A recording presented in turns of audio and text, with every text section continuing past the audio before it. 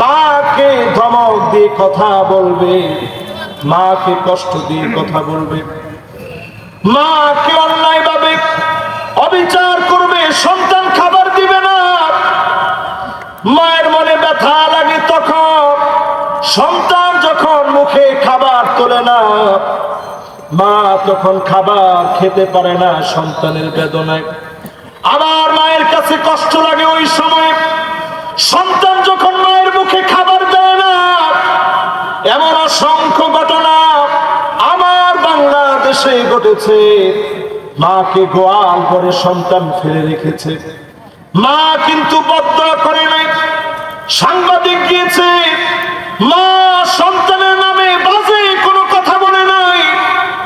মা শুধু বলেছে, আমার ছোট্ট পেটের ভিতরে আমার সন্তানকে জায়গা দিয়েছিলাম, আজকে বড় বাড়ি বানাইছে, আমার সন্তান তার বাড়ির ভিতরে জায়গা দিতে পারে না। বড় বাড়ির ভিতরে একটুখানি খাটে ঘুমানোর সুযোগ করে দিতে পারে না। এইরকম দৃশ্যগুলো যখন দেখবেন, পরিষ্কার ভাবে বুঝবেন আযাব আর গজব তিনি দিবেন, তিনি কি? কয় নম্বরে আছেন ভাই?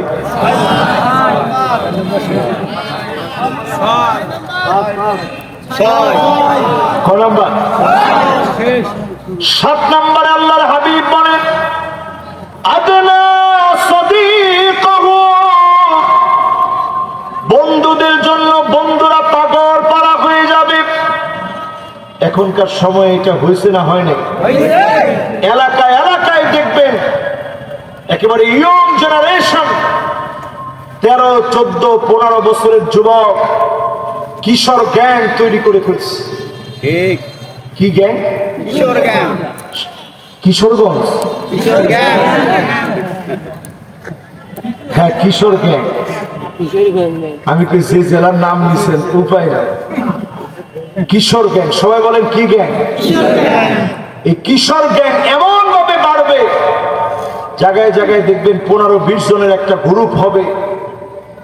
চাচা সমতুল্য লোক চিনে না, মামা সমতুল্য লোক চিনে না, সবার সাথে গায়ে হাত তুলে গালিগালাজ করে কথা বলে, ঠিক কিনা বলে?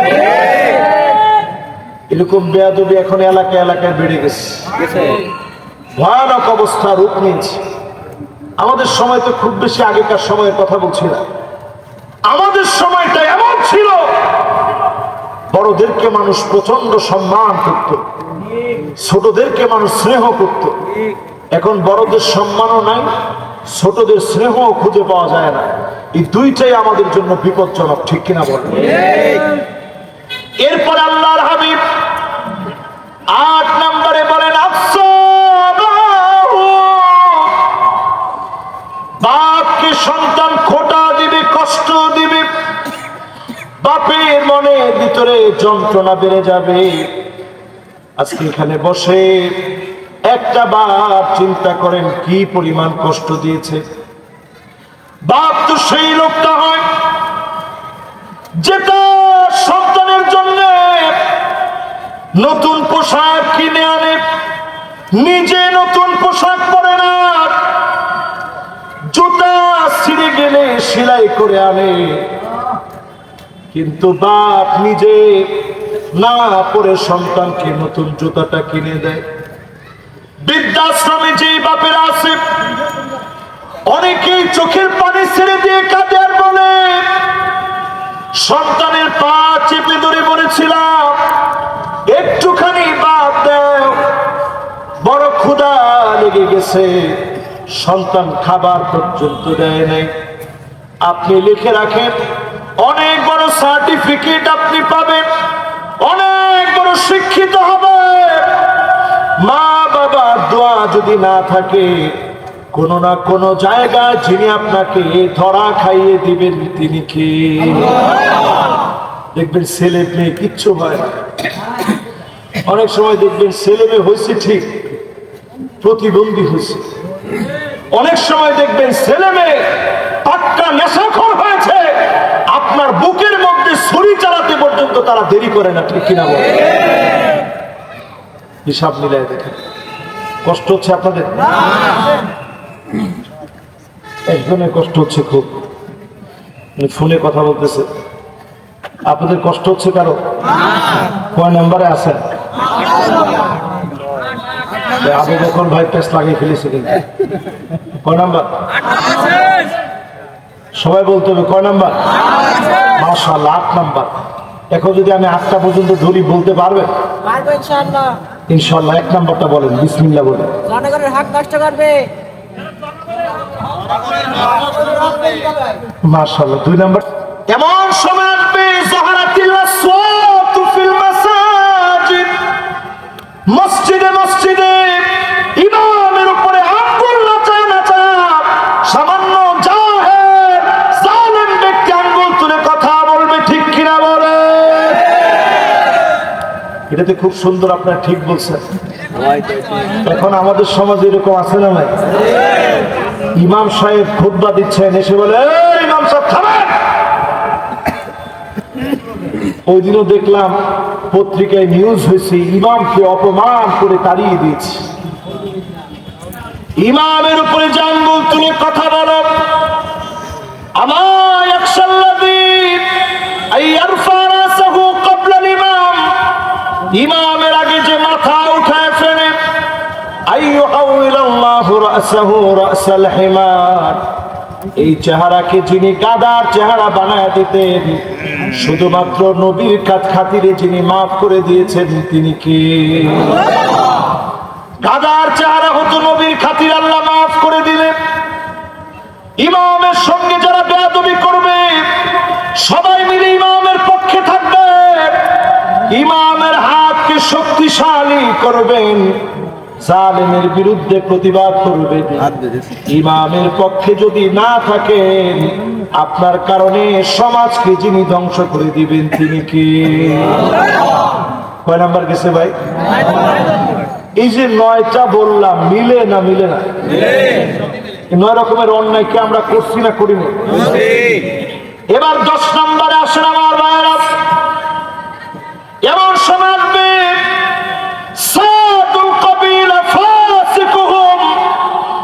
এলাকা এলাকায় ফাসিক গুলা নেতা হয়ে যাবে, ফাসিকদের নেতৃত্ব চলবে, গলিতে গলিতে ফাসিকরা মাতব্বরি করবে, ঠিক কিনা বলে?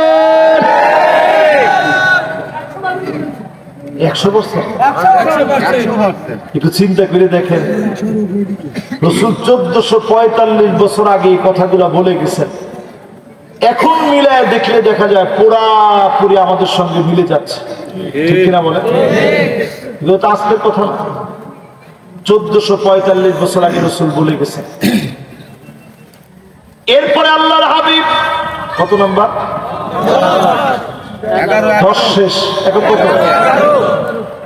আল্লাহর হাবিব 11 নম্বরে বলেন, জাইমুল কওম আরসালুহুম, বড় বড় নেতাগুলা হবে দুশ্চরিত্র লম্পট, এমন যে সমাজের ভিতরে দেখবে ওই সমাজে যিনি আযাব আর গজব দিয়ে ধ্বংস করবেন তিনি কি? এখন এরকম আছে না নাই? ছোট্ট একটা উদাহরণ দিই। 2 জন যুবক উঠতেছে, বসলে আমি উদাহরণটা দিব ইনশাল্লাহ। না না না, আজকে আর যাওয়া যাবে নাই তো। এই 2 জন যদি একটু হাত দেখায় বলে, একজন মাশাআল্লাহ, আরেকজন বসে বসছে যে হুজুর আমরা আসতেছি। হ্যাঁ ঠিক আছে, ছুটি নিয়ে গেলে কোনো অসুবিধা নেই। এবার ঠিক আছে তো ইনশাআল্লাহ?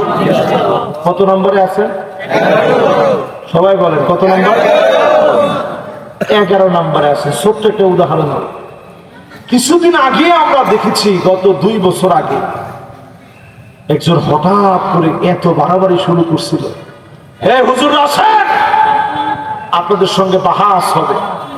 আমাদের সঙ্গে উনি বাহাস করবে, খুব বাহাস বাহাস বলতে বলতে বলতে যখন একেবারে অতিষ্ঠ হয়ে গেছে সবাই, একদিন রাত্রিবেলা এরকম মাহফিল করে আমি ফিরতেছি, হঠাৎ করে শুনি সেই লোকটা সারা রাত বলছে বাহাস বাহাস, পরে শুনি পাগলার কল রেকর্ড ফাঁস,